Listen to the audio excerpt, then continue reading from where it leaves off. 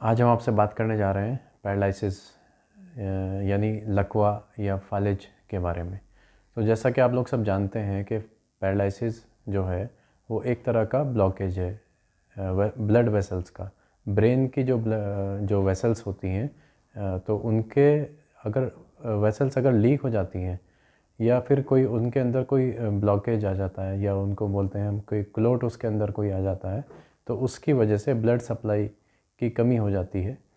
तो उसकी वजह से हमारा जो हाथ होते हैं, पैर होते हैं या चेहरा होता है तो ये मफलूज हो जाता है, यानी इसको बोलते हैं फालिज पड़ जाता है या हवा मार लेता है, बोलते हैं कि हवा मार ली।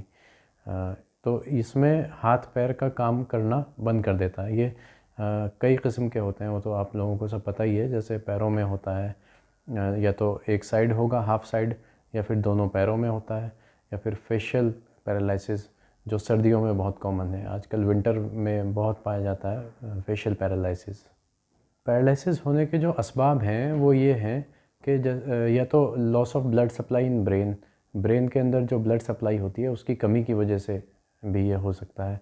कई बार ये ट्यूमर की वजह से होता है, चाहे वो ट्यूमर जो है वो कैंसर वाला हो या बिनाइन ट्यूमर हो, तो उसकी वजह से भी फालिज पड़ सकता है या पैरालिसिस हो सकता है। और इसके दूसरे असबाब हैं जैसे कि मैंने बताया सुद्दे, किसी कोई हार्ट के अंदर से कोई क्लोट गया है, चाहे वो कोलेस्ट्रॉल का हो या फिर किसी भी ब्लड के उसका हो, गंदगी हो जो जा कर के नसों में जमा हो जाता है और दिमाग पर असरअंदाज होता है। फेशियल पैरालिसिस जो होता है वो 40 डेज़ के अंदर हम जो न्यूरोलॉजिस्ट होते हैं वो दावा करते हैं कि 40 डेज़ के अंदर ठीक हो जाता है। वो कोई ज़्यादा बड़ी बात नहीं है। यंगस्टर्स को भी बहुत होता है, सर्दियों में होना ये आम बात है।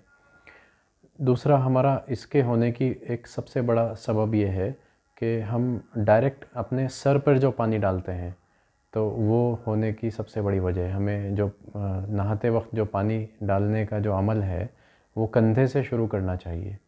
तो सर पे डायरेक्ट पानी डालेंगे तो उससे भी ब्लड क्लॉट यानी थक्का जमने के चांसेस ज़्यादा रहते हैं। अब इसमें बात करते हैं ट्रीटमेंट की। ट्रीटमेंट में सबसे कॉमन ट्रीटमेंट है जो आजकल जीपी जो प्रैक्टिशनर्स करते हैं उसमें 2 इंजेक्शन आजकल छोटे छोटे बिना डिग्री वाले डॉक्टर्स के पास भी लाइन लगी हुई होती है कि ये फालिज का स्पेशलिस्ट है। उनके पास 2 इंजेक्शन होते हैं, एक लाल वाला एक सफ़ेद वाला। लाल वाला यानी मिथाइल कोबालामिन और सफ़ेद वाला यानी हाइड्रोकोर्टिसोन। तो ये 2 इंजेक्शन लगा करके लोगों का अच्छा बेवकूफ़ बनाया जाता है। वक्ती तौर पर उनको कुछ राहत मिलती है, मगर परमानेंट वो इससे क्योरेबल नहीं होता।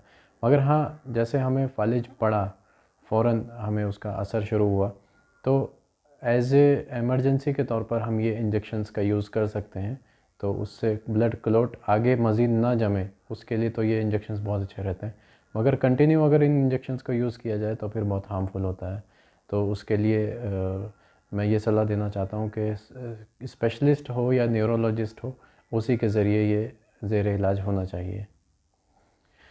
यूनानी ट्रीटमेंट की अगर बात करें तो इसमें जो सबसे इम्पॉर्टेंट है वो मुंजिज और मुसिल थेरेपी देना होता है, और मसाज थेरेपी भी हम टेम्परेरी रिलीफ के लिए कभी कभी पैरालिसिस के पेशेंट को देते हैं। ब्लड प्रेशर का कंट्रोल करना बहुत ज़रूरी है फालिज के इलाज के लिए। ब्लड प्रेशर अगर कंटिन्यू बढ़ा रहेगा तो फिर वेसल्स के लीक होने के चांसेस बहुत ज़्यादा बढ़ जाते हैं, या अगर लीक हो चुकी है तो वो भी कभी भी दोबारा से लीक हो सकती है अगर पीछे से रोक दी गई हो। तो मुंजिज मुसिल का इसमें ये रोल है कि वो किसी तरीके से इंट्राक्रेनियल प्रेशर को कंट्रोल करती है, तो उससे जो ब्लड सप्लाई होती है उसको कंट्रोल करने में हेल्प मिलती है। मुंजिज मुसिल यानी नुज़ुज देना मादे का, और फिर मुसिल के इसहाल के ज़रिए यानी दस्तों के ज़रिए उसको निकाल देना, या फिर मुदिर बॉल दवाओं का इस्तेमाल किया जाता है। तो इसी तरीके से हमने भी इसमें एक प्रोडक्ट एक बनाया है यूनानी का, जिसमें एंटी क्लॉट पाउडर के नाम से जो मार्केट में अभी अवेलेबल होने वाला है जल्दी, जो गवर्नमेंट ऑफ इंडिया के अंडर अभी रजिस्टर्ड होने वाला है। जैसे ये आप देख सकते हैं ये प्रोडक्ट है। तो इसमें सुद्दे को खोलने की सलाहियत काफ़ी अच्छी तरीके से मौजूद है। तो इसके ज़रिए से हम पैरालिसिस के क्लोट को कंट्रोल कर सकते हैं। इसमें और भी दवाएं हैं जो कोलेस्ट्रॉल को भी कंट्रोल करेंगी, जो ब्लड प्रेशर को भी कंट्रोल करेंगी, जो जिसमें काफ़ी हद तक बलगमी अमराज को ठीक करने की भी सलाहियत है।